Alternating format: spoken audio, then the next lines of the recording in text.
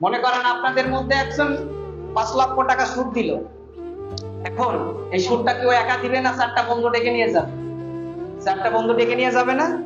অবশ্যই আপনি কিন্তু 4টা বন্ধু হিসাবে ধরেন আপনার সাথে ক্লোজ সম্পর্ক। আপনি গেলেন, যাওয়ার পর আপনাদের 4জনকে রাজি রেখে বললো যে আমি এই 5 লক্ষ টাকা বা 1 লক্ষ টাকা সুদ দিলাম, বন্ধু তোরা সাক্ষী থাক, 1 মাস পরে বা 1 বছর পরে আমাকে এই বাড়তি টাকাটা দেবে। আপনারা 4জন বন্ধু, 4জন বন্ধুকে হাইজ গেলে 500 টাকা নাস্তা করাইলো, হাইজ গেলে 400 টাকা নাস্তা করাইলো। আচ্ছা, নাস্তা করার পরে এখন আমার প্রশ্ন, আপনি কি সুদের টাকা ছুঁইলেন? সুদের টাকা ভোগ করতে পারলেন?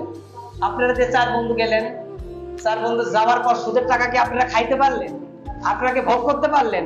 ধরেন ছুঁইতেও পারলেন না, খালি 500 টাকার নাস্তা করালেন।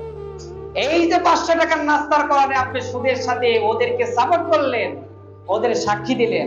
আল্লাহর নবী বলেন এদের উপর 24 ঘন্টা আল্লাহর পক্ষ থেকে অভিশাপ চলতেই থাকবে, চলতেই থাকবে, যতক্ষণ পর্যন্ত তারা তওবা না করে। নাউজুবিল্লাহ বলবেন। সেই সুদের সাথে আমাদের কি কোনো সম্পর্ক থাকে? 9 নাম্বার পয়েন্ট হলো, যে ব্যক্তি সুদের কারবার করবে, 4 শ্রেণীর উপর আল্লাহর নবী সর্বসময় অভিশাপ চলতেই থাকবে। কয় শ্রেণীর উপর? 4 শ্রেণীর উপর। এখন দেখেন তো এই 4 শ্রেণীর ভিতরে আমি আপনি পড়ি কিনা?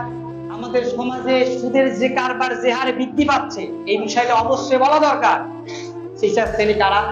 1 নম্বরের ব্যক্তি যে সুদ খায়, চলে গেল। 2 নম্বরের ব্যক্তি সে সুদ দেয়, চলে গেল। 3 নম্বর ব্যক্তি যে সুদের সাক্ষী দিল, চলে গেল। 4 নম্বর ব্যক্তি যে সুদের কারবার লিখে দিল।